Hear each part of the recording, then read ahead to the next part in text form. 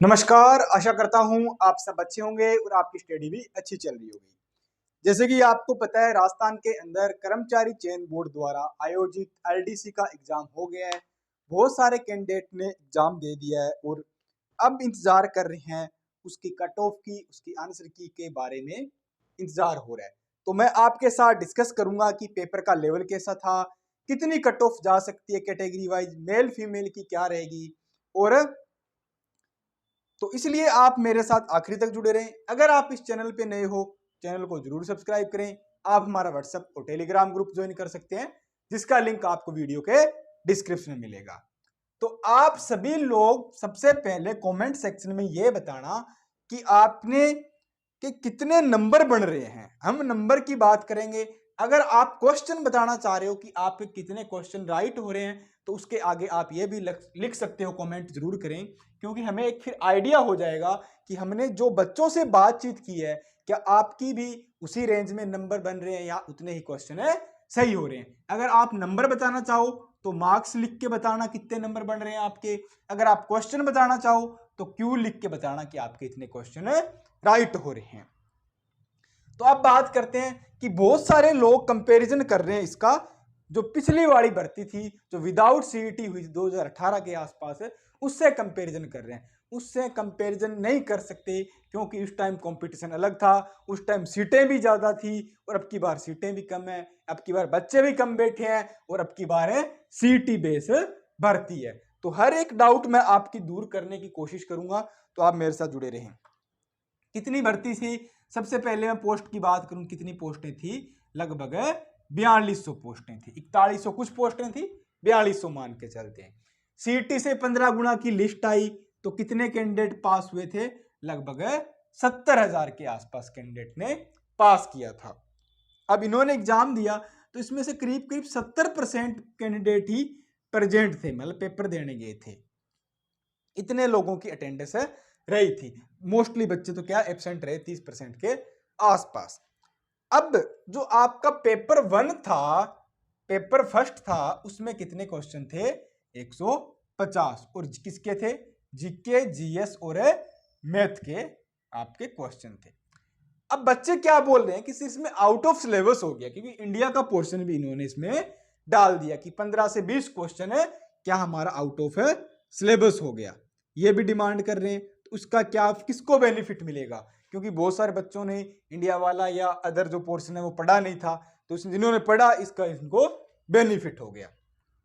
दूसरा पेपर था हमारा, कौन सा पेपर? सेकंड, जो हमारा हिंदी एंड इंग्लिश का होता है, उसमें भी कितने क्वेश्चन थे? 150 क्वेश्चन थे। अब अपन बात करेंगे, अपने नंबर की बात करेंगे कि कितने नंबर इसकी कट ऑफ जा सकती, आपको टाइपिंग के लिए बुलाया जाएगा, वो बात करने वाले। तो कितने नंबर का पेपर था? मैं मार्क्स की बात करूं तो लगभग 200 नंबर का अपना पेपर बैठता है। इसी में ही टाइपिंग के लिए आपको बुलाया जाएगा। अगर 4200 पोस्टें हैं तो इनका मैं 3 गुना कर दूं तो लगभग 12,000 कैंडिडेट को टाइपिंग के लिए बुलाया जाएगा। वो तो हमारी बात की बात है कि 12,000 हो कि 11,500 हो या 12,500 हो, कितने कैंडिडेट सिलेक्टेड होते हैं, ये सब बात होगी। अब बात करेंगे कि कैटेगरी वाइज कितनी कट ऑफ रह सकती है, क्योंकि 2018 से कंपैरिजन करना बहुत मुश्किल है, क्योंकि उस टाइम बच्चे भी ज्यादा बैठे थे, सीईटी भी नहीं थी और डायरेक्ट कंपटीशन था। अब की बार बच्चे भी कम है, सीईटी बेस्ड था, तो ये पूरा पोर्शन नहीं लगा। कुछ लोग 2018 वाली भर्ती से कंपेयर कर रहे हैं, मेरा मानना ऐसा नहीं करना चाहिए। आपने 2024 का एग्जाम दिया है, तो अपन तो बात है इसी की करेंगे, सीटी वाली बात करेंगे। अब देखते हैं कैटेगरी वाइज क्या कट ऑफ रह सकती है। तो आप अपना कमेंट में जरूर बताएं कितने मार्क्स या कितने नंबर सही हो रहे हैं। पहले मैं बात कर लेता हूं किसकी? नॉन टीएसपी कैंडिडेट की। किसकी? Non TSP. अगर जर्नल कैंडिडेट की बात करूं तो अगर आपके नंबर कितने बन रहे हैं? लगभग 130 प्लस अगर आपके नंबर बन रहे हैं तो ही आपका टाइपिंग के लिए नाम आएगा। अब बहुत सारे बच्चे बोल रहे हैं सर पेपर हार्ड था, 130 प्लस कैसे बन जाएंगे, क्या ऐसे कैसे हो सकता है? बिल्कुल हो सकता है। जूनियर अकाउंटेंट में आपने देखा ही था क्योंकि पेपर सेकंड वाला बच्चे बोलते हैं हार्ड था, ये था, वो था, कि 35% ही नहीं ला पाएगा, कोई 40% ही नहीं ला पाएगा, बट बच्चे लेके आए, मेरिट काफी गई, हुआ ना, वो ही यहाँ हो सकता है। उसके बाद ओबीसी की बात कर लेते हैं, तो ओबीसी में आपके 125 प्लस होने चाहिए। ईडब्ल्यूएस की बात करूं तो 120 प्लस ईडब्ल्यूएस होना चाहिए। एमबीसी कितना होना चाहिए? 115 प्लस होना चाहिए। कितना? 115 प्लस। और एससी है फिर हमारा, एसटी है, एससी के अंदर कितना होगा? 110 प्लस, और एसटी के अंदर 105 प्लस अगर आपके है तो ही आपको इंटरव्यू के लिए टाइपिंग के लिए आपका नाम आएगा। अब बात कर लेते हैं टीएसपी। टीएसपी में अगर जनरल कैंडिडेट है तो उसका 105 प्लस होना चाहिए। अगर एससी कैंडिडेट है या एसटी कैंडिडेट है तो उनका क्या होना चाहिए? एससी वालों का कितना? 100 प्लस होना चाहिए, और एसटी का 95 प्लस होना चाहिए, तभी आपकी बात है इसमें बनने वाली है, अदरवाइज आपका बात इसमें नहीं बन सकती। फीमेल कैंडिडेट की बात कर लेते हैं।